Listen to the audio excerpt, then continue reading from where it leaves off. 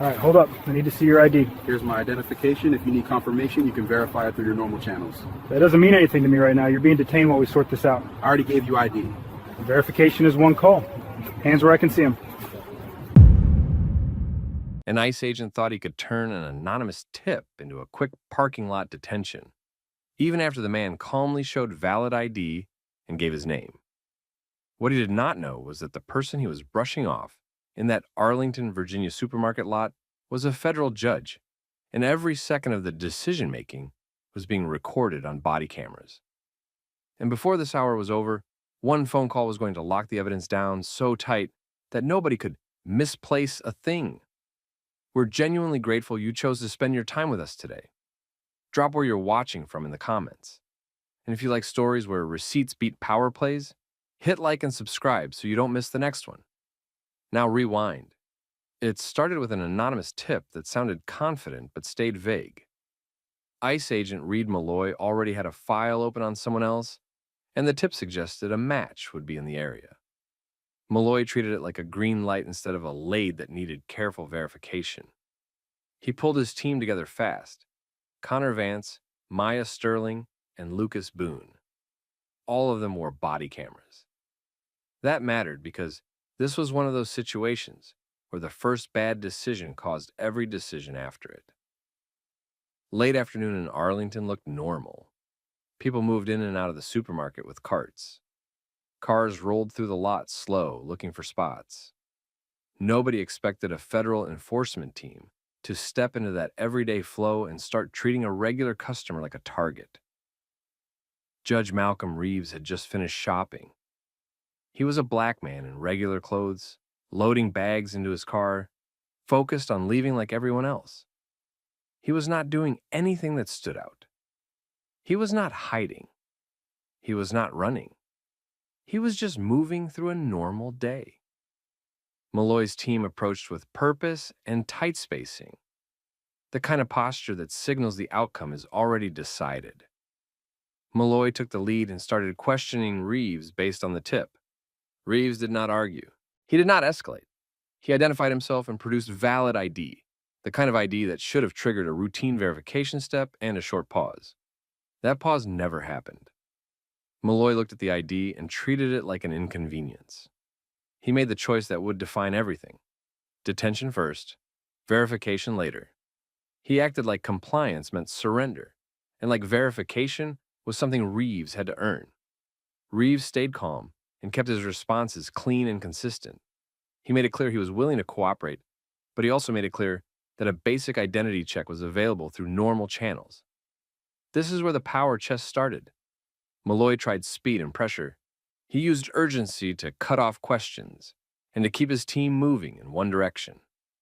Connor Vance backed the momentum, positioning close enough to remove space. Lucas Boone stayed procedural on the surface, focused on commands and steps, but every step kept Reeves from slowing the situation down. Maya Sterling saw the ID and hesitated, but she did not override the leader. She did what a lot of people do inside a chain of command. She watched a bad call turn into a bigger one and didn't stop it. Reeves kept his voice level. He did not match their tone. He did not give them an excuse. He did what experienced people do when they realize the other side is committed to escalation. He stayed steady. He repeated the facts. And he made sure the record was clear on what he was offering and what they were refusing. And the body cameras captured the key failures in real time. They captured that Reeves presented valid identification. They captured Malloy brushing past it. They captured the refusal to slow down and verify through routine channels. They captured the shift from a stop into a detention that was not necessary if verification was the real goal. People in the parking lot noticed. Some slowed down. A couple of shoppers stared. One bystander lifted a phone and started recording from a distance. That mattered too, because public space has its own accountability when official accountability fails. Malloy pushed the situation into detention anyway. Reeves was treated like the tip was proof instead of a prompt to check. The team controlled his movement, controlled the pace, and controlled his access to the one tool that would have changed everything immediately, his phone. Reeves requested a call. It was delayed. Time dragged, not because verification was hard, but because Malloy acted like verification was optional. Then the verification finally happened.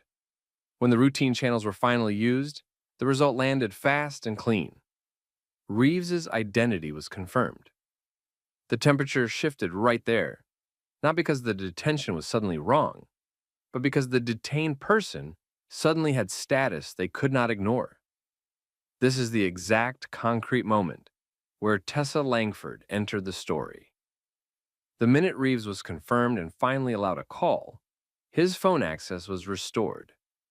Reeves called Langford immediately and gave her what mattered: the time, the exact location, the agent names, and the most important detail of all for a case like this, the detail that decides whether truth survives the next week. The body cameras were running. Langford did not waste the call on comfort. She treated it like an evidence rescue. Within that same hour, she sent a preservation and litigation hold notice to ICE leadership and agency counsel. Not vague, not polite, specific and immediate. She demanded the original body camera files and metadata be preserved without alteration, including upload and doc logs.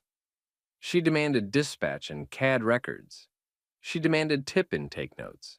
She demanded any facility video tied to Reeves's detention be frozen. She also moved on the supermarket angle right away, requesting their security footage before it could be overwritten. And she started securing witness phone videos before people got nervous or files disappeared.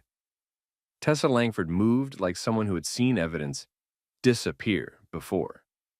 Within the same hour of Reeves getting his phone back, she sent a preservation and litigation hold notice straight to ICE leadership and agency counsel. She did not write it like a suggestion. She wrote it like a clock was already ticking on automatic deletions, overwrite cycles, and quiet technical errors. She demanded the original body camera files from Reed Malloy, Connor Vance, Maya Sterling, and Lucas Boone, including full-length recordings, not shortened exports. She demanded the metadata that proved when the cameras started, when they stopped, and whether anything had been trimmed.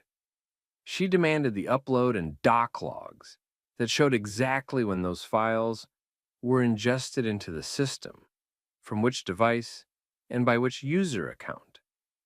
She demanded dispatch and CAD records that captured who was contacted, what was said, and when verification was finally requested. She demanded tip intake notes and any internal record of the anonymous tip that started the stop. She demanded any facility video that showed Reeves after the parking lot, including hallways, intake areas, and holding spaces. And then she did the part most people forget. She went outside the agency. Langford contacted the supermarket's management and corporate office and requested immediate preservation of all exterior camera angles facing the parking lot, entrances, and cart corrals, with special focus on the time window Reeves gave her. She pushed hard on retention reality, because many systems overwrote in days, not months. She made it clear she was not asking them to review or edit anything, just to freeze it and preserve it in an original form. At the same time, she started collecting witnesses before fear and second thoughts kicked in. Reeves had seen at least one bystander filming. Langford had him describe where that person was standing, what they looked like, and which direction they left. She then reached out through local community channels in the store's public-facing contact points to locate anyone who recorded the stop. She also instructed her team to canvass the lot quickly, asking store employees and nearby shoppers whether they saw the detention and whether anyone took video. This was not dramatic. It was practical. Digital evidence had a short life when nobody locked it down. While Langford's emails and notices were landing, Malloy was trying to put the incident back in a box. He knew enough to understand what it meant to detain a federal judge after a valid ID had been shown. He started building a justification narrative immediately. He leaned on the anonymous tip. He leaned on the idea that a name could be faked. He leaned on officer discretion. He leaned on language like safety concerns and uncertainty. But the body cameras had already captured the part that mattered most. The moment the easy verification option was available, and he refused to take it. Inside the team, the dynamic tightened. Connor Vance backed Malloy's posture, treating it like a weather event they all had to get through together. Lucas Boone focused on process and avoided personal responsibility, acting like he was just following steps. Maya Sterling looked like someone who knew it went too far, but she still did not break away from the leader's version of events. Langford anticipated all of that. Her notice did not just ask for video. It demanded associated records that would prevent storytelling later. Logs, timestamps, account activity, chain of custody documentation. Anything that made it harder for someone to claim a file was corrupted or incomplete or accidentally overwritten. She also asked for internal communications tied to the incident, supervisor calls, emails, text messages on agency systems, and any after-action notes. Not because she expected immediate cooperation, but because she needed a paper trail showing she demanded preservation before anything could be lost. Reeves, meanwhile, stayed disciplined. He did not go online and vent. He did not call friends to spread it. He documented what happened while it was still fresh. Time markers, location points in the lot, the order of agent actions, and the exact moment verification was finally performed. He understood that memory got attacked later, and clean notes helped neutralize that. Then the outside pressure arrived anyway. One witness clip hit social media that evening. It did not show every detail, but it showed enough to make people ask the obvious question. Why was a calm man being detained after showing ID? Comment sections filled up fast. People shared their own stories. Others demanded to know the agents' names. The clip created the one thing agencies hated when they were trying to handle it internally: public time pressure. That same night, Langford's office started receiving calls from journalists and community advocates who had seen the video and connected it to Reeves's name. She kept it controlled. She did not overtalk.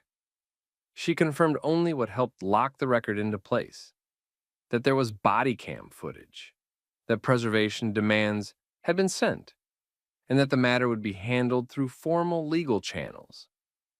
By the next morning, the story had two tracks forming at the same time. The civil track moved first. Reeves authorized Langford to draft the complaint for unlawful detention and civil rights violations. The claim was simple in structure and strong, in fact. Valid identification was presented, verification was available, and detention was chosen anyway. The harm was not just embarrassment. It was the misuse of federal power in a public space. The second track started quieter but heavier. Once the preservation notice hit ICE leadership and counsel, it triggered internal attention they could not ignore. People inside the agency started asking for summaries. Supervisors wanted to know why verification was delayed. Counsel wanted to know what the body cam showed, not what Malloy said they showed. And this is where Malloy made the worst possible move for his own future. Instead of admitting the basic truth, he committed to his written version of events. He wrote reports and statements that tried to make the detention sound inevitable and reasonable. He tried to make the ID moment sound uncertain. He tried to make Reeves sound less cooperative than he actually was. Langford did not need to guess. She already had the blueprint. Compare Malloy's words to the cameras, to the logs, and to the dispatch timeline. By the end of that week, Reeves and Langford filed the civil lawsuit. It landed like a clean, formal document, but it described something simple. Malloy's team had approached Reeves on a vague tip. Reeves had identified himself and presented valid ID, and Malloy had chosen detention instead of verification. The filing focused on decision points, not feelings. It treated the parking lot stop like a timeline problem with a civil rights consequence. Langford also moved fast to keep the evidence from being summarized into something safer. She pushed for early court involvement on preservation and demanded production in an original form. That meant the body cam footage had to be the full recordings, with metadata intact, not trimmed clips with missing timestamps. She demanded the doc logs to show when uploads happened and whether anyone accessed or copied files after the incident became sensitive. She demanded dispatch records to prove how long verification was delayed and who finally made the call to confirm his identity. She demanded the tip intake notes because the stop started there, and vague tips often got cleaned up after the fact. Inside ICE, the atmosphere changed from field confidence to administrative panic. Leadership wanted to know why a simple identity check wasn't done immediately once ID was shown. Agency counsel asked for internal summaries, but Langford's hold notice made one thing clear. If anyone altered or lost records after being told to preserve them, that became its own problem. Malloy tried to protect himself with paperwork. He doubled down on the version of events that made him look reasonable. He framed the ID as uncertain. He described Reeves as less cooperative than the video showed. He claimed time pressure and safety concerns justified going hands-on and restricting phone access. But the cameras did not match his story. And that mismatch is what opened the second track in a way Malloy couldn't talk his way out of. Once the Bodycam files and logs were preserved, a referral went out beyond the agency. Federal prosecutors began reviewing the footage alongside Malloy's reports and statements. They treated it like a credibility test with real stakes. If an officer's written narrative contradicted clear video, that wasn't a training issue anymore. Prosecutors built the comparison the way they always do in cases like this. Witness material tightened the picture. The supermarket's exterior cameras confirmed positions and timing in the lot. Witness phone videos captured tone and the pacing of commands, making it harder to pretend the detention was calm and routine. Dispatch records showed exactly when verification was finally requested, proving it was always available. With that, Malloy lost the ability to argue that the truth was unclear. By the time the first hearings in the civil case were getting scheduled, the criminal side had already turned serious. Prosecutors weren't just looking at a bad stop. They were looking at whether a federal agent unlawfully detained someone, and then tried to justify it with statements that didn't match recorded reality. And Malloy's team could feel the shift. Connor Vance stayed close to Malloy's line, but the pressure started to show. Lucas Boone leaned harder into procedure, acting like policy language could shield him from what the cameras captured. Maya Sterling became the quiet hinge point because the footage showed she had seen the ID and the refusal to slow down. The criminal case moved faster than people expected because it didn't depend on opinions. It depended on comparisons. Prosecutors took the preserved body cam footage, the metadata, the doc upload logs, the dispatch timeline, and the tip intake record, and they lined them up against Malloy's written reports and later statements. The core issue wasn't complicated. The video showed Reeves presenting valid ID and offering routine verification options, and it showed Malloy choosing detention anyway. Then Malloy's paperwork tried to make that moment sound uncertain and justified. That gap is what prosecutors built around. They treated it as a pattern: detention-first decision-making, refusal to verify when verification was available, and then statements that didn't match recorded reality. Once the evidence package was locked down early, there wasn't room for missing footage arguments or convenient technical problems. Charges were filed. The case went forward, and Malloy's defense couldn't out-talk his own camera. The conviction landed, and Malloy was sentenced to prison. Connor Vance, Maya Sterling, and Lucas Boone didn't carry the same criminal outcome in the way Malloy did, but the footage still reached them where it hurt. Their actions were documented, reviewable, and tied to policy failures that leadership could no longer deny. At the same time, the civil case kept moving on its own track. Reeves's lawsuit didn't stop just because the criminal case ended. It pressed the broader point. This didn't become wrong only when the agents learned who Reeves was. It was wrong the moment a calm person presented valid ID and the team decided detention was the default. By the end, Reeves got something most people never get in situations like this: a complete record, proven contradictions, real accountability, and rule changes that outlived the headlines. If Langford hadn't moved in that first hour, this could have turned into a vague internal review with no clean evidence left to test the truth. If you were Reeves, would you have known what to document, who to call, and what to preserve? And if you've ever been in a situation where someone with authority tried to rush you into silence, share what happened in the comments. If you want more stories where calm, preparation, and receipts beat power plays like the video, subscribe, and send this to someone who needs the reminder that verification is not optional when rights are on the line. ID, let me see it. Am I being detained? What's the reason you need my ID? Don't do that, just hand it over. What is the legal reason you need it? We got a call, you match the description. What description? What crime was reported? Step away from the vehicle. A Waukegan officer tried to turn the CVS parking lot on Route 41 into a street checkpoint. He demanded a black man's ID like it was mandatory. And the second the man asked basic questions, the officer treated it like defiance. What the officer didn't know was that the man standing by his car was a Marine veteran who stayed calm under pressure and knew exactly what his rights were. And the bigger problem for the officer was simple. Everything was being recorded, from the body camera to the CVS cameras to the phones that came up the moment his tone changed. At this moment, we want to tell you we're grateful you chose to spend your time with us today. Your support keeps this channel alive and thriving. Quick thing, tell us where you're watching from, state or country. And if you like stories where calm, documentation, and accountability beat ego and abuse of power, hit like and subscribe so you don't miss the next one. Now back to what happened. The officer stood close enough to control the space. He repeated the ID demand, fast and sharp, like he wanted a yes or no outcome, not a conversation. The man, Andre Ellis, stayed steady beside his car. He didn't raise his voice. He didn't step toward the officer. He kept his hands visible and asked the only questions that mattered: whether he was being detained and what the legal reason was. That was the point where the officer decided Andre wasn't being cooperative, even though Andre wasn't refusing to help.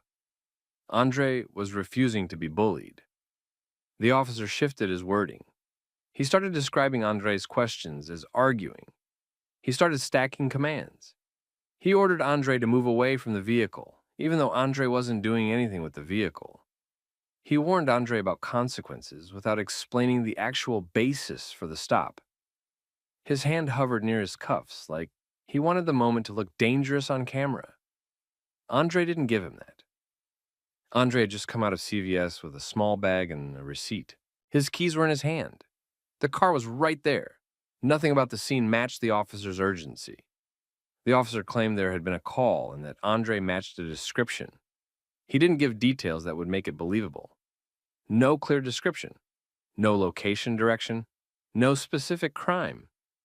Just a vague justification that gets used when someone wants an excuse to stop somebody. And this part mattered because this wasn't a random location. Along Route 41, the same commercial lots kept showing up in complaint stories from Black residents. People talked about being questioned for standing near their own cars, waiting for rides, picking up prescriptions, or just existing in the wrong place at the wrong time. A local advocate had been collecting names and dates because a pattern only gets taken seriously when it's documented. Andre knew about that reputation. He wasn't trying to perform for anyone. He was trying to stay safe and keep the situation clean because he understood how quickly an officer could twist body language into a narrative.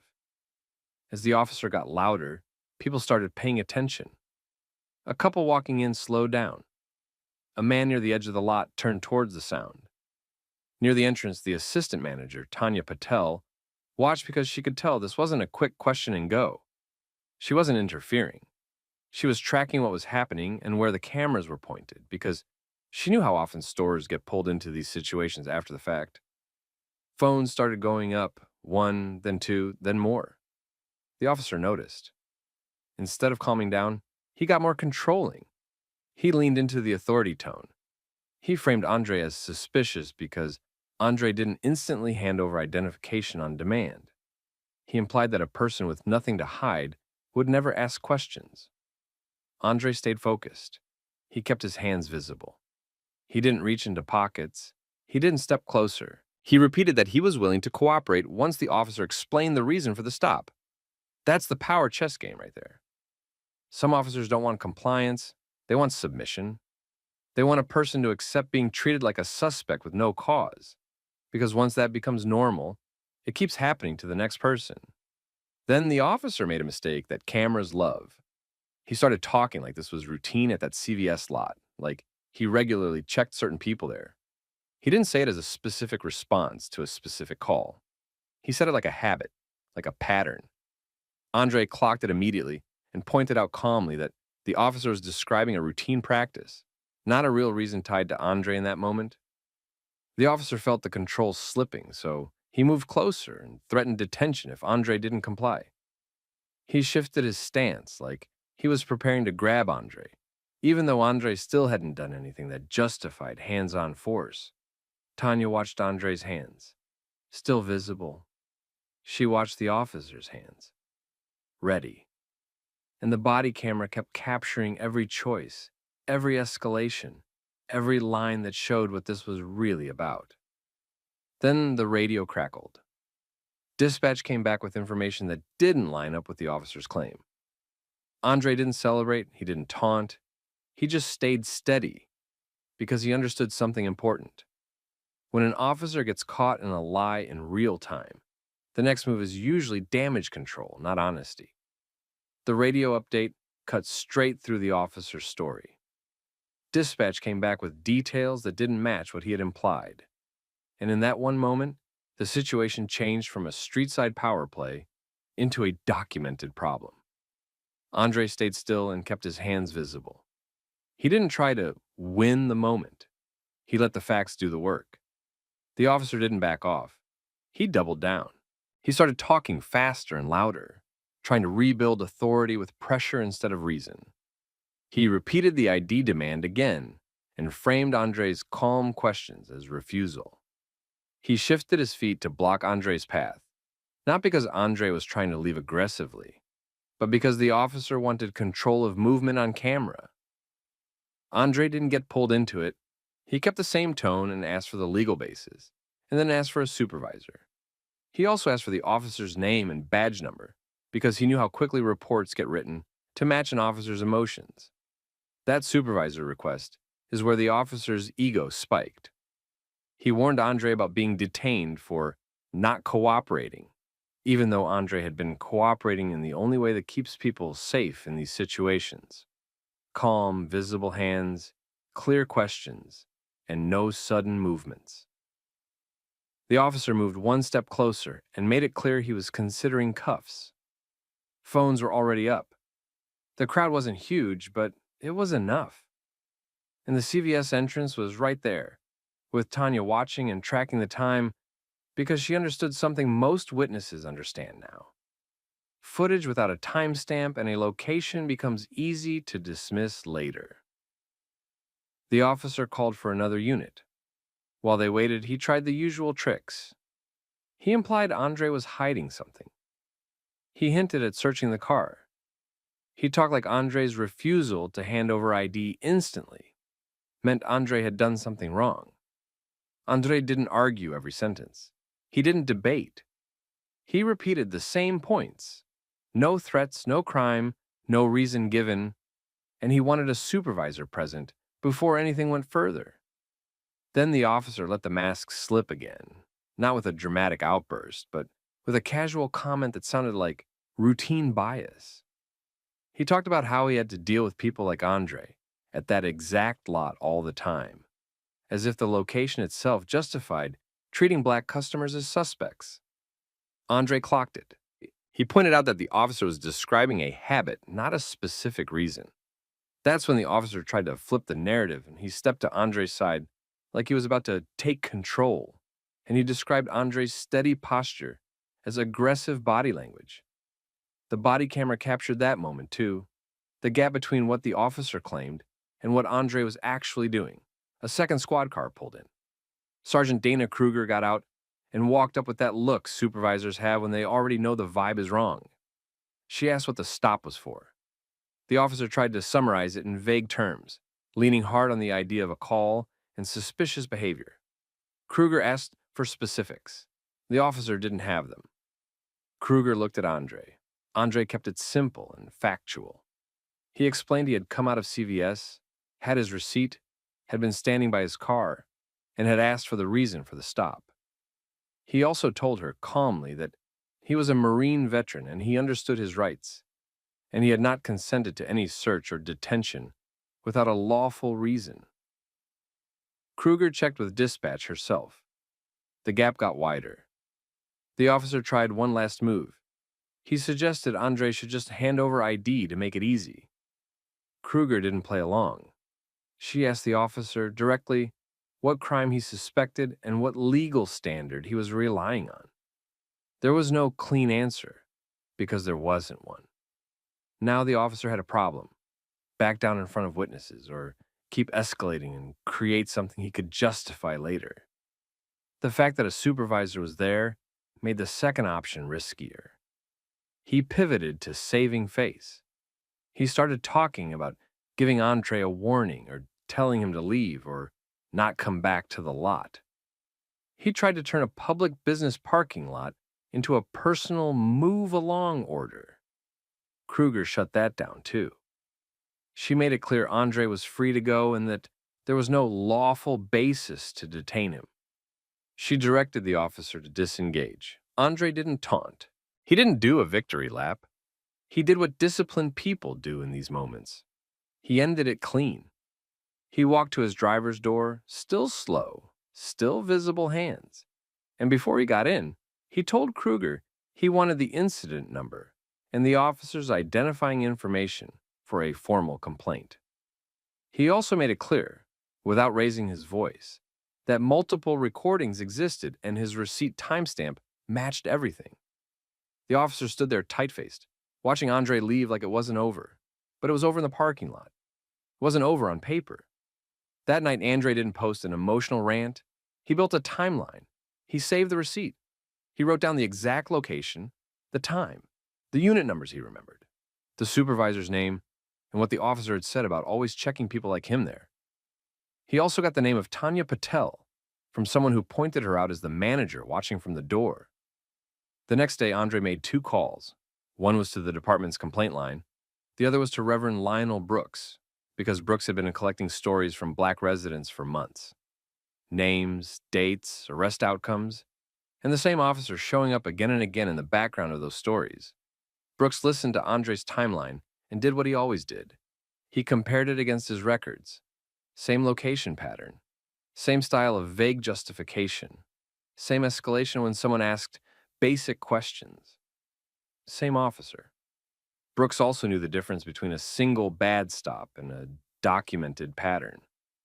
Patterns are what get outside agencies to move. Tanya, meanwhile, pulled the store footage and preserved it. She didn't hand it out like gossip. She saved it like evidence because she had seen enough over the years to know that the truth disappears when nobody protects it. Within a week, Andre's body camera request was in motion, and the community complaints list grew. People started coming forward quietly first, then louder, when they realized Andre wasn't the only one. Some talked about being stopped for matching a description that never existed. Others talked about arrests that got tossed out later with no apology. And then one clip hit the public. Not because Andre was chasing viral attention, but because once enough people filed complaints, a local reporter started asking questions. And someone realized the body camera didn't make the officer look justified. It made him look reckless. The video showed the tone shift. It showed the officer treating questions like defiance. It showed the vague call story falling apart. And it showed how quickly the situation would have turned physical if Andre had panicked. Once the footage hit the public, Waukegan PD lost the ability to control the story with a press statement and a promise to review it. It wasn't just one clip. It was the pattern people recognized immediately. Same location, same vague justification, same tone shift when someone asked basic questions, and the same officer treating a normal question like a challenge to his authority. Andre stayed quiet publicly at first. He didn't do interviews chasing attention. He did documentation. He handed over his timeline, the receipt timestamp, and the names of witnesses who could confirm what happened before the cameras even became the main point. Reverend Lionel Brooks did what he had been building toward for months. He put Andre's incident next to other reports and showed how the same officer's stops followed the same blueprint. Lots of suspicious person language, lots of people matching descriptions that never got clarified, and too many black residents describing the same outcome: threats of detention, pressure for ID, and arrests that went nowhere later. That's when the federal involvement became real. Special Agent Miguel Ortega didn't show up with speeches. He showed up with requests: the Bodycam archive, dispatch logs, CAD entries, any records of a call that supposedly triggered the stop, prior arrest reports written by Officer Brett Halverson, complaints, supervisor notes, use of force reports, even the activation history of Halverson's camera, because patterns show up in what gets recorded and what conveniently doesn't. AUSA Naomi Lerner didn't need Andre to sound emotional. She needed consistency, and the evidence had it. The first problem was simple. The justification for stopping Andre didn't hold up when dispatch logs were pulled. The timing didn't match the story Halverson tried to build in the lot. The call narrative looked more like a cover than a reason. The second problem was worse. Halverson's history didn't look like normal policing. When the stop data was reviewed, his numbers stood out. Not because he was proactive in a balanced way, but because his stops of black residents were disproportionately high compared to other officers working the same shifts in the same areas. His reports used the same phrases over and over, and multiple incidents ended the same way: intense escalation, then charges dropped or cases dismissed later. Federal investigators also looked at prior arrests that community members had been talking about for a long time. The ones that ended with nothing but stress, legal bills, lost work hours, and a record that still created problems, even after charges were dropped. Several of those arrests came back to the same issue. The initial detention didn't have a clear lawful basis, and the report language looked designed to justify the detention after the fact. That's how a single parking lot encounter turns into a civil rights file, because it isn't treated as a one-off attitude problem. It's treated as a repeat practice. Tanya Patel's role mattered more than she expected. She preserved the CVS footage with timestamps and provided it through the proper channels. Her footage didn't just show the confrontation. It showed what happened right before it, including Andre's calm movements, how the officer approached, and how quickly the officer escalated without a clear reason. It helped eliminate the usual excuses that officers lean on later.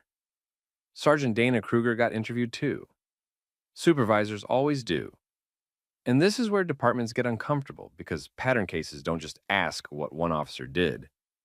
They ask who saw it and what they did about it. Kruger didn't have the luxury of pretending she never noticed Halverson's style. Investigators asked about prior complaints and how they were handled. They asked whether Halverson had been counseled, whether discipline was recommended, and whether anything changed. Inside the department, Internal Affairs opened a formal case. That process moved fast, not because departments are always eager, but because federal eyes change the incentives. The body cam footage, dispatch contradictions, and witness recordings made it hard to stall. Halverson's response followed the usual path. He claimed he felt threatened. He claimed Andre's questions were non-compliance. He claimed he was acting on a call. But when investigators asked for details that could be verified, the story didn't stay stable. And that's what ended him. The department terminated Halverson. Not with a quiet transfer, not with paid leave, until the public moved on. Terminated. But the bigger accountability didn't stop at the job. The Federal Review didn't treat the footage as an embarrassing moment. It treated it as evidence of discriminatory policing. Andre's case became a reference point for reviewing Halverson's prior stops and arrests, and that review had real outcomes. Some residents received formal letters acknowledging improper actions tied to Halverson's reports. Several cases were re-examined for civil rights violations. In at least a few situations, the city moved towards settlements, rather than risk litigation that would put years of stop patterns and internal handling under a microscope. Andre didn't get rich. That's not how this usually works. What he got was something more important to him: public confirmation that he wasn't the problem, and proof that staying calm and documented made it impossible to rewrite what happened. He also became a quiet bridge for other residents. Not as a hero, not as a professional activist, but as someone who knew how to organize facts and keep people focused on evidence, not emotion. He helped people request footage, log dates, and file complaints the right way. Waukegan PD had to change procedures too, because the department couldn't act like this was only about one officer's attitude. They tightened ID demand rules in practice, not just on paper. They enforced Bodycam activation with real discipline. Supervisors were required to respond faster to escalating street encounters. Stop data reporting became more transparent. Officers received updated training on lawful detentions and how quickly biased assumptions turn into unlawful actions. And the CVS lot on Route 41 became something it should have been the whole time, a place where people could pick up prescriptions and go home without being treated like suspects. In the end, the lesson wasn't complicated. Andre won because he didn't panic, didn't perform, and didn't give the officer an excuse. He stayed calm, stayed factual, and let cameras and records do what they do best: lock the truth in place. Now let me ask you something. If you were Andre, would you have stayed that calm? Or would the officer's tone have pulled you into an argument? And if you were watching from that parking lot, would you have recorded or would you have looked away? Drop your thoughts in the comments. And if you've been through something like this, share your experience so other people know they aren't alone. And don't forget to like, subscribe, and share the story with someone who needs to hear it, because we bring you real, grounded stories where dignity and documentation lead to accountability. Sir, stop right there. We need to check you. What's the reason? Give me your identification. I can be verified. I'm federal law enforcement on an authorized assignment. Call dispatch or call a supervisor and confirm. No, ID first. I'm offering the fastest way to resolve this in public. Verify me. Lead, we can call it in. He's offering a supervisor contact. That's quick. Not here. We're moving him. Confirmed. Individual Special Agent Jamal Reed, authorized assignment. All right, okay, we're good. Simple mix-up. It wasn't a mix-up when verification was offered and refused. An ICE team led by Agent Nolan Briggs surrounded a black man in the Harborview Convention Center's main concourse and acted like the stop was already solved. They blocked his path, tightened their circle, and started issuing commands like he was a confirmed grab. The man stayed controlled and kept trying to end it the fastest way possible by offering a direct verification route through dispatch and a supervisor. Briggs refused to verify anyway and pushed the encounter towards detention in the busiest, most recorded part of the building. What Briggs didn't know was that the man he was escalating on wasn't a target at all. He was Special Agent Jamal Reed, an undercover federal investigator on an authorized assignment. And this entire moment was being captured on ICE body cameras and bystanders' phones in a packed public space. At this moment, we want to tell you that we're incredibly grateful that you've chosen to spend your time with us today. Your support keeps this channel alive and thriving. Now, real quick, tell us where you're watching from today, state or country. Drop it in the comments. And if you like stories where accountability comes from cameras, timestamps, and people staying calm under pressure, hit like and subscribe so you don't miss the next one. Reed stood near a line of vendor banners and rolling suitcases, with people flowing around him like water. Briggs stood close enough to control Reed's space. 2 agents flanked Reed's sides. Another agent hung back, watching the crowd and scanning for anyone moving in. Reed kept his hands visible and told them he was a federal agent working an authorized assignment. He didn't argue about ego. He didn't raise his voice. He gave them options. He told them they could call dispatch. He told them they could call his supervisor. He told them exactly how to verify him fast. Briggs treated that like a trick. Briggs responded like Reed was trying to talk his way out of something, and he kept escalating the control. He demanded compliance first and verification later. He moved the stop from a quick check into a detention posture in public, with dozens of phones pointed at them. Here's the part people miss. The whole story wasn't about whether Reed could prove who he was. It was about whether Briggs would allow verification to happen at all.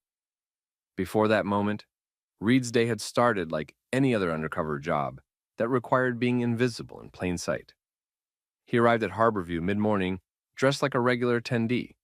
No tactical look, no loud confidence, just a casual outfit and a conference badge that matched his cover role.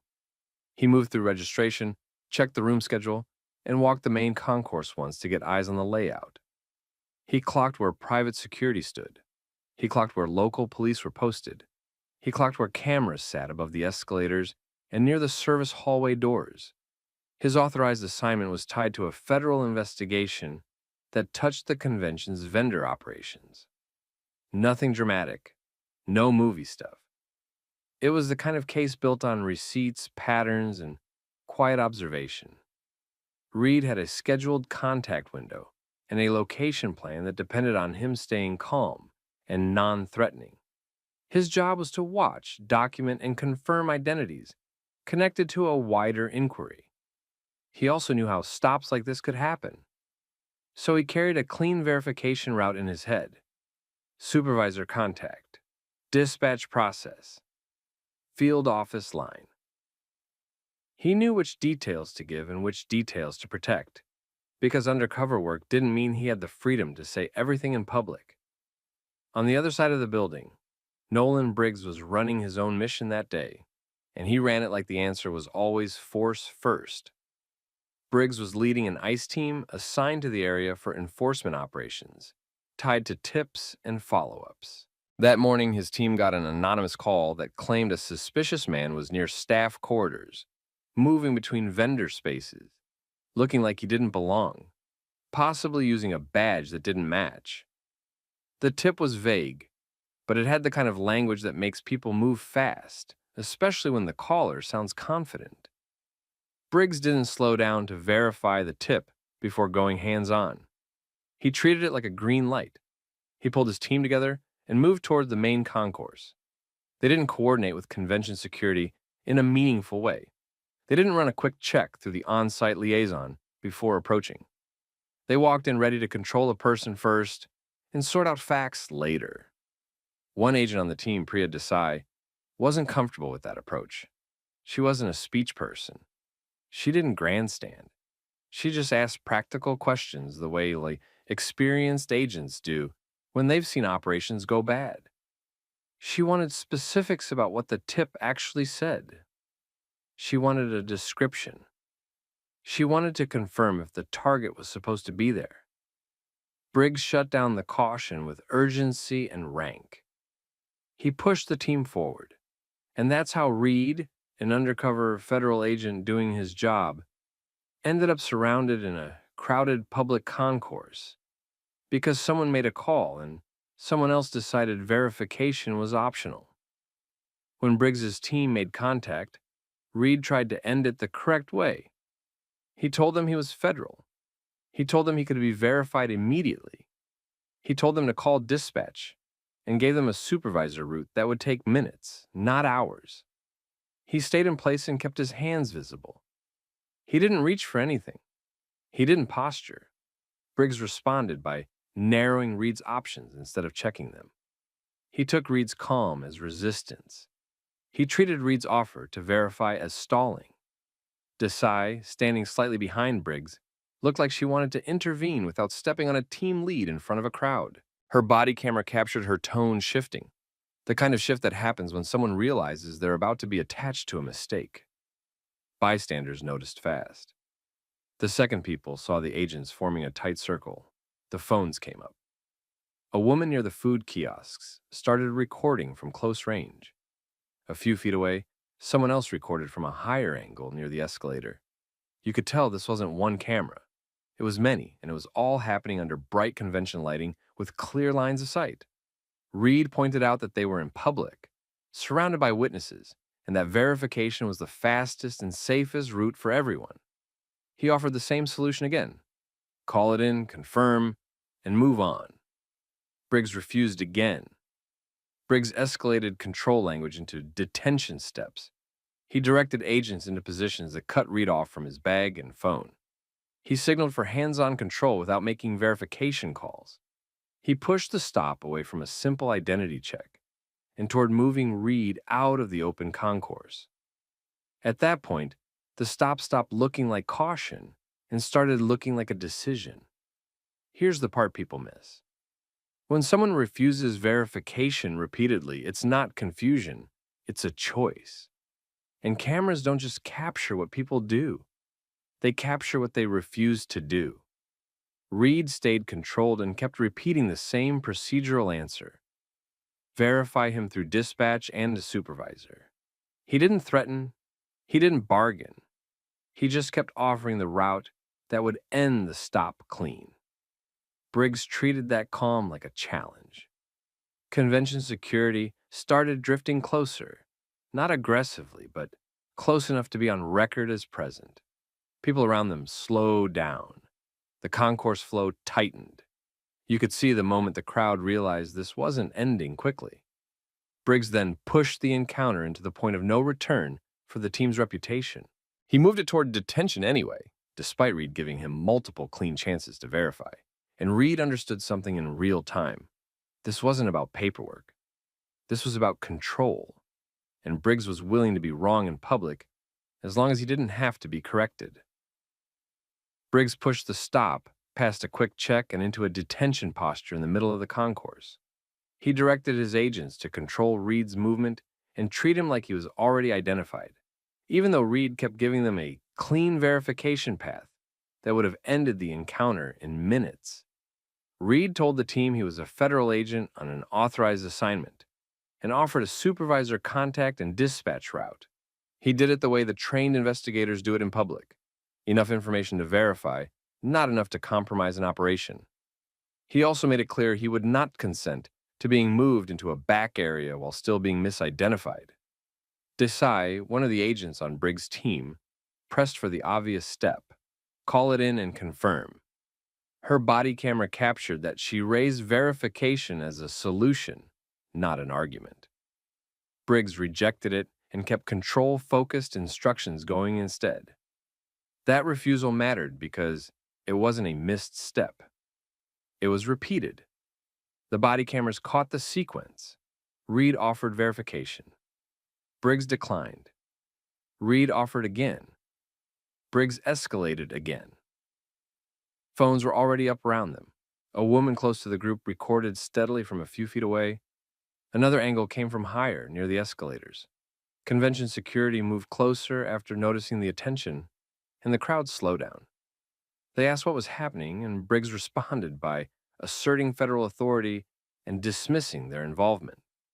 Security did not intervene physically, but they stayed within earshot and sightline, which made the stop harder to control through narrative later.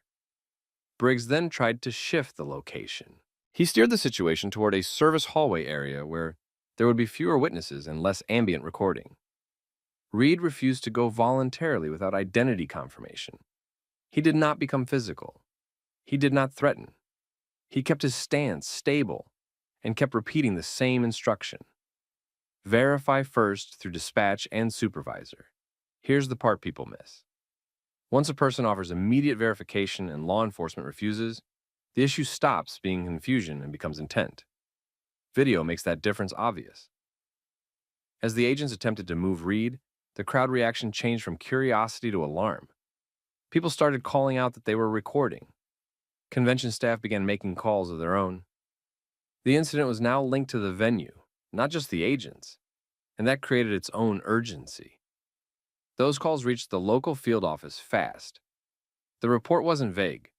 It included the location, the crowd size, and the fact that multiple recordings were already happening.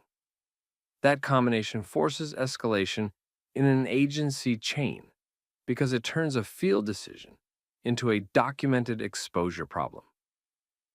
Supervisor Marisol Chen was notified and asked a direct question. Had they verified the person's identity yet? Briggs didn't have a clean answer because the verification step had been offered and ignored. Chen ordered the call to be made immediately. This time, Briggs couldn't stall. With the field office involved, the decision was no longer his. An agent contacted dispatch and ran the verification route Reed had provided. Confirmation came back quickly.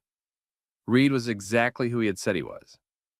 Special Agent Jamal Reed, undercover, authorized assignment. The moment that confirmation landed, the detention had no procedural cover. The team had to release him right there, in the same concourse where they had surrounded him. There was no way to reframe it without the cameras contradicting them. Their own body cams matched the bystander footage, and dispatch logs anchored the timeline. Reed didn't argue for an apology in the moment. He went straight into preservation mode. He recorded the key times. When contact began, when he first offered verification, when Briggs refused, when the field office got involved, when dispatch confirmed, and when he was released. He identified the closest witnesses who had been filming and made sure names and contact details were captured. He also coordinated with convention security to ensure they documented the incident from the venue side, including which staff were present and which cameras covered the area. Then he moved on the body camera issue immediately. He made formal preservation requests through the proper channels, so the footage couldn't be quietly overwritten under normal retention cycles. He secured copies of bystander recordings directly instead of relying on posts or social media clips, because he wanted original files with intact timestamps and metadata. Desai's Bodycam became a key piece because it showed internal warning and refusal. It established that the option to verify was raised on scene and dismissed anyway. Briggs tried to treat the outcome like a simple mix-up and end it there. Reed didn't. He understood what the evidence now showed. An anonymous tip was treated as certainty. A black man was detained in public without basic verification. And the only reason it ended was supervisor intervention after outside pressure. Within hours, clips from the concourse were circulating. Not because someone edited a story around it, but because the raw sequence was hard to explain away. Multiple angles showed the same thing.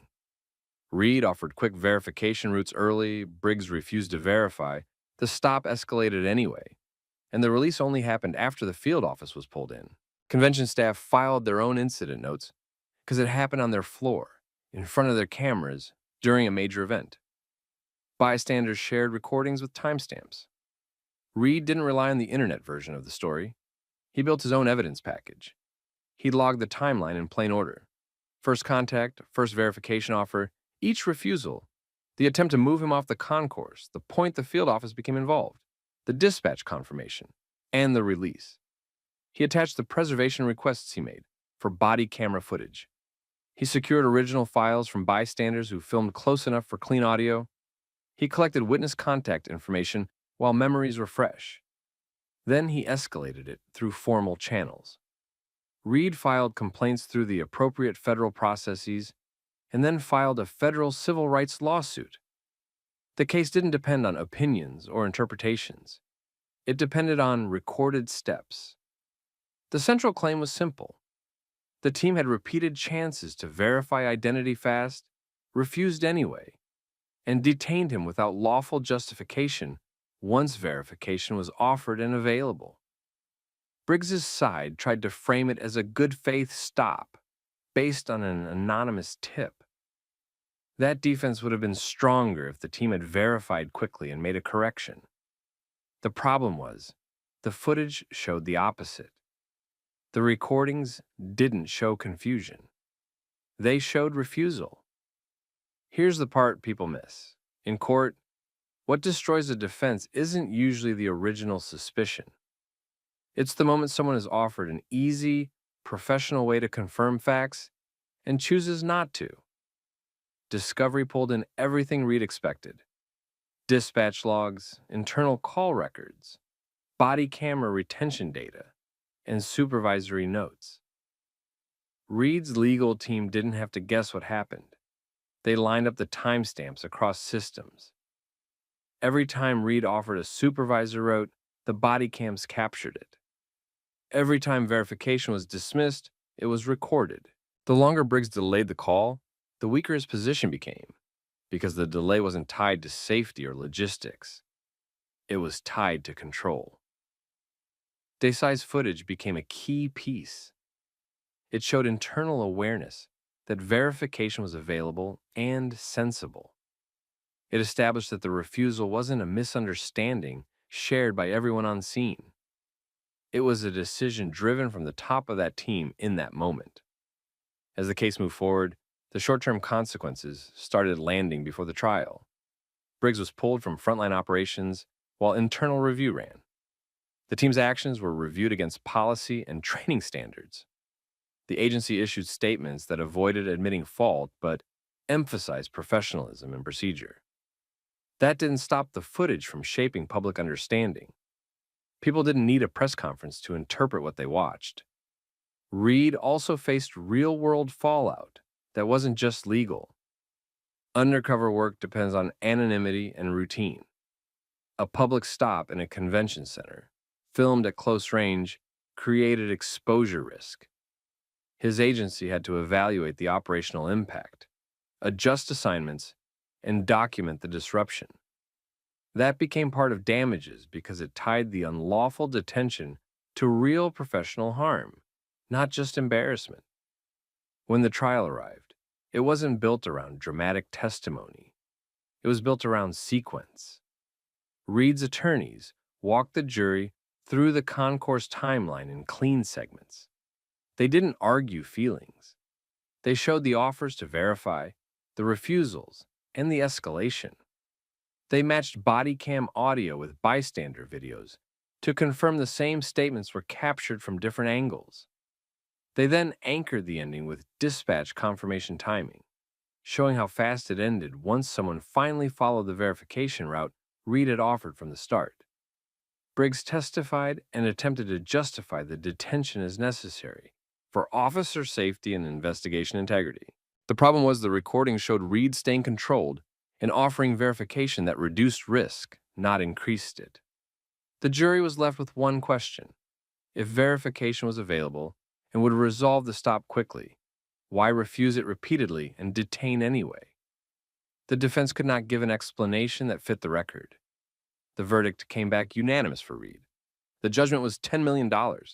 The award reflected not just the unlawful detention, but the documented refusal to verify, the public nature of the incident, and the foreseeable professional damage caused by exposing an undercover agent in a crowded venue. After the verdict, consequences moved fast. Briggs' career ended. He didn't get reassigned quietly. The case record was now public, time-stamped, and tied to a jury finding. The agency also faced pressure to address the team culture that allowed verification to be treated as optional. Disciplinary actions hit multiple levels. Not just the lead decision-maker, but supervision and training structures that failed to prevent the behavior or correct it earlier. Then came the reforms, because the case created a template that administrators couldn't ignore. Policy changes focused on 3 areas. 1, mandatory verification triggers. If a stopped person claimed law enforcement or federal affiliation and offered a supervisor or dispatch route, agents had to initiate verification promptly, unless a specific documented safety threat made it impossible in that moment. 2, supervisor oversight. Detentions based on anonymous tips in crowded public spaces required supervisor notification and documented approval when verification was available and refused. 3, longer camera retention. Body camera footage tied to stops, complaints, or identity disputes had to be retained longer, with automatic preservation flags when supervisor involvement or dispatch verification occurred.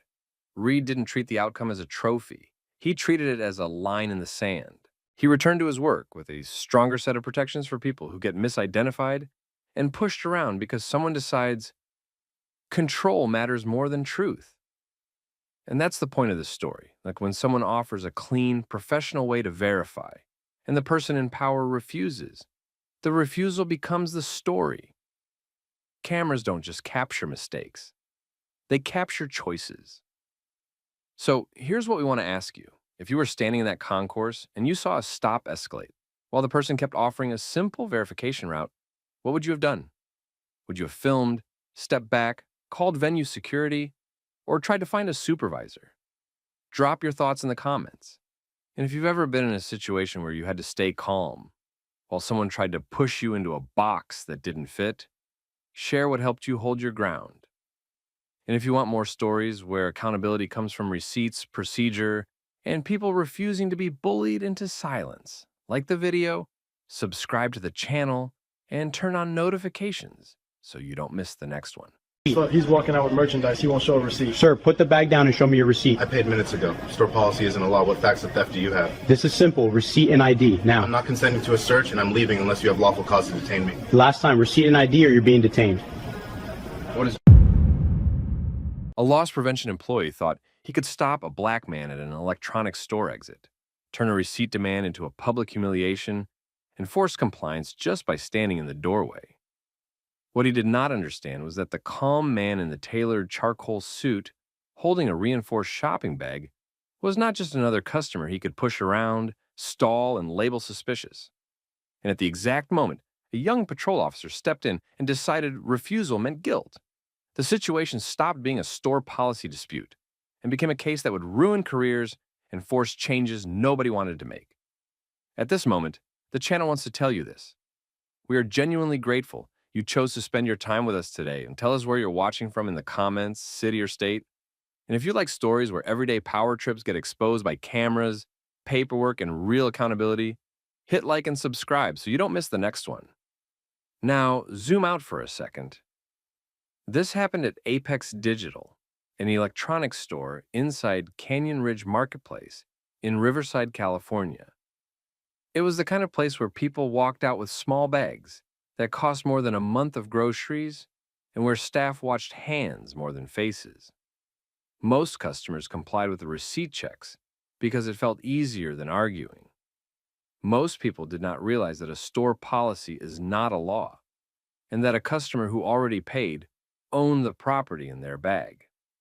Judge Julian Cross did realize that. He lived in systems that ran on clear rules, and he knew the difference between a request and a detention. He also knew how quickly a simple moment could turn into something bigger if the wrong person decided their ego mattered more than the facts. And there was something else. This entire incident was being recorded from multiple angles before it even reached its peak. Not by a news crew, not by an activist group, just regular people, phones out, because the energy in the air told them this was about to go bad. Here's how it started. Julian Cross was 50, black, and dressed like someone who had a reason to be dressed that way. Tailored charcoal suit, clean lines, no loud labels, but nothing about him looked cheap or careless. He was at Canyon Ridge Marketplace for a straightforward purchase at Apex Digital. He had come for specific items, not browsing. A high-end drive array and a secured laptop, both expensive, both boxed, both the kind of products stores treated like contraband even after payment. He moved through the store like someone who did not need to impress anyone. He asked for what he needed, waited for the associate to retrieve it, and stood at the counter while the transaction finished. It was normal retail, the kind of boring moment nobody remembers. He paid minutes before all this happened. He took the items, placed them into a reinforced shopping bag, built to hold weight without tearing, and headed toward the exit. No rushing, no scanning the room, no acting like he was getting away with something. Just a customer leaving with property he bought. That should have been the end. But at the exit, Derek Harlan stepped into his path. Derek was loss prevention, wearing a yellow polo that made him easy to spot. He was not a manager, not security with a badge, not anyone with actual authority outside the store's own rules. But he carried himself like the doorway belonged to him. He positioned his body so the automatic doors could not do their job. and he made Julian stop. Derek did not start with courtesy. He did not present it like a request. He treated it like an order. He told Julian to hand over the receipt because of policy. He framed it like there was no discussion, like Julian's only role was to comply. Julian stopped and kept his posture neutral. He did not raise his voice. He did not perform for the crowd. He made it simple. He had paid minutes earlier, the items were his property now, and he did not consent to any search or to showing a receipt. Then he attempted to walk around Derek and leave. That one move is what flipped Derek. Because Derek was not prepared for calm refusal. He was prepared for nervousness, excuses, apologies, scrambling for paper, maybe a little fear. When Julian did not give him any of that, Derek had nothing to hold on to. No confession, no uncertainty, no leverage. So Derek did what people do when they confuse policy with power and realize they are losing control. He escalated. Derek raised his voice and shouted for police.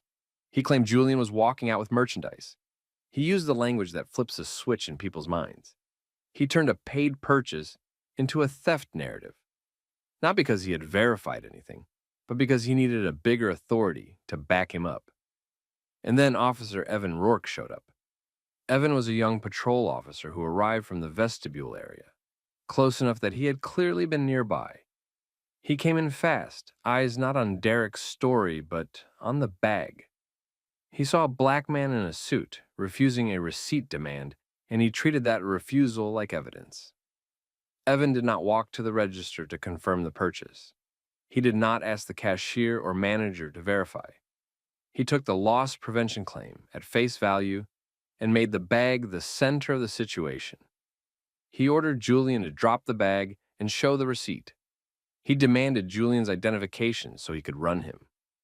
Julian stayed level. He did not argue emotions. He argued reality.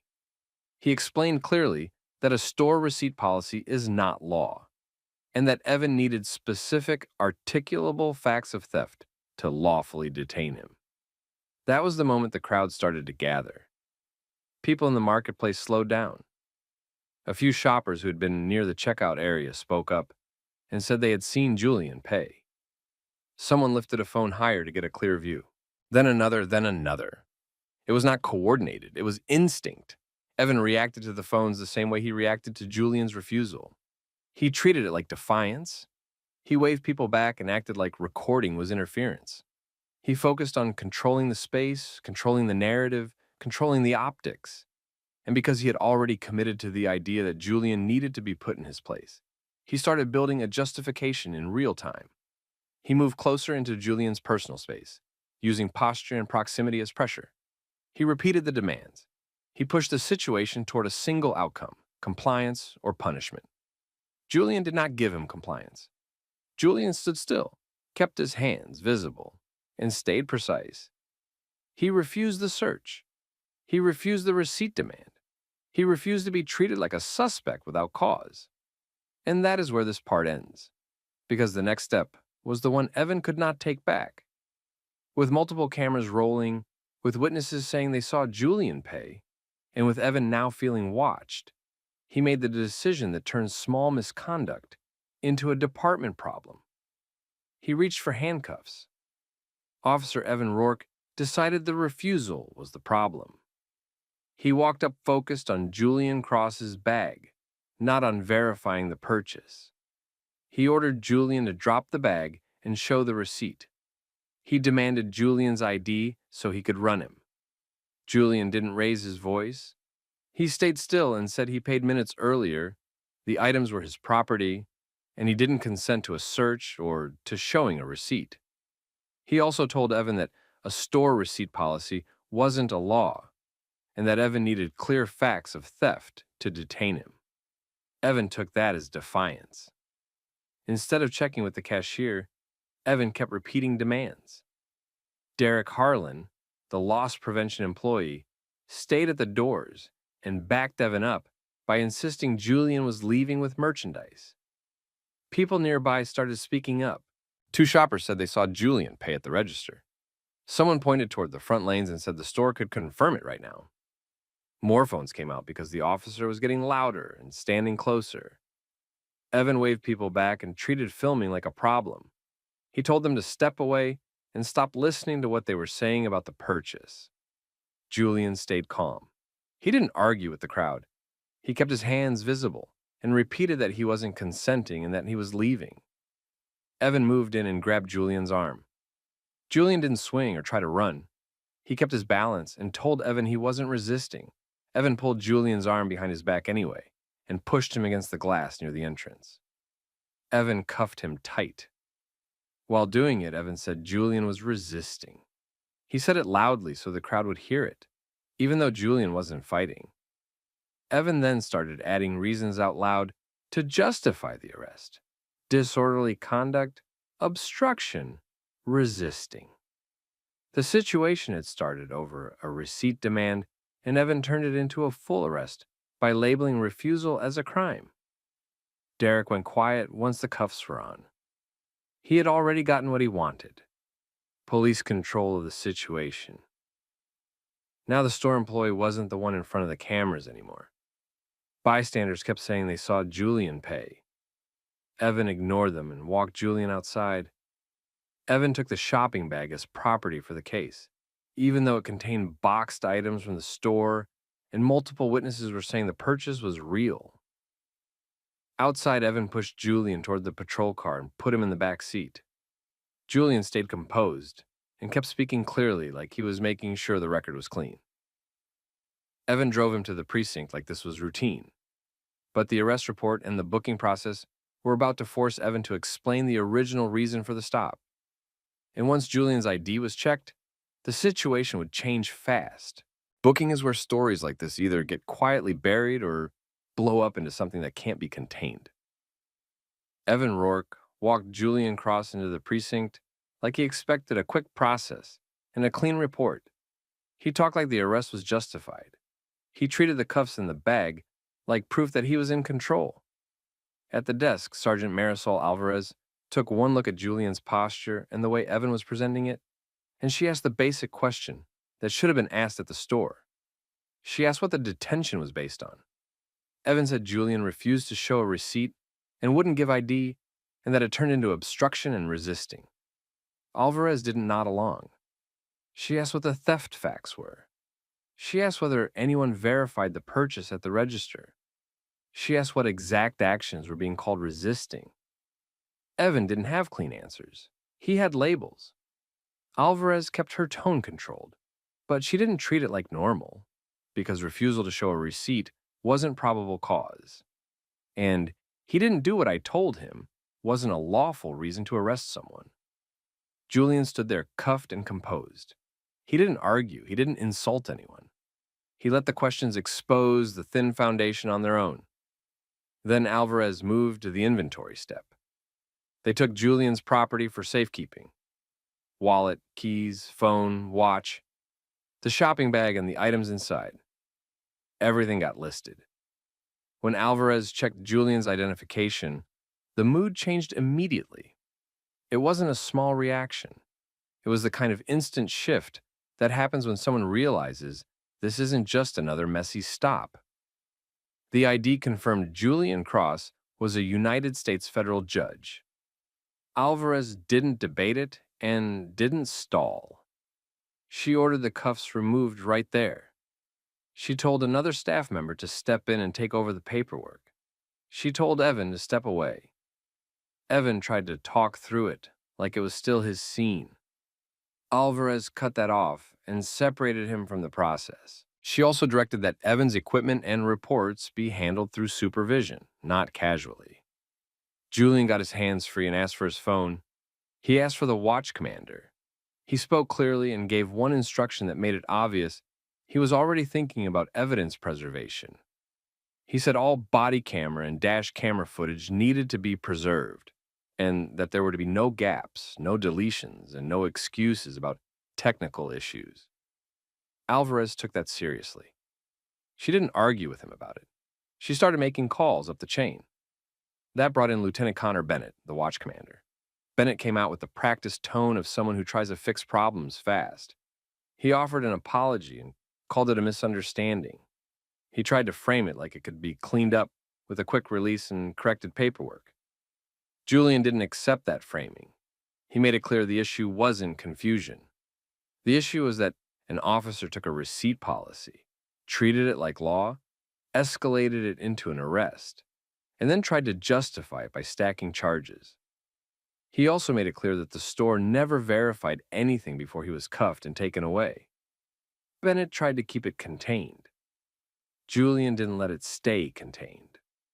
Julian made calls, not emotional calls, practical calls, the kind that trigger outside review, the kind that put people on notice that this will not be handled with a quiet internal note, and we'll address it. Alvarez continued doing what she could control, separating what happened from what Evan claimed happened.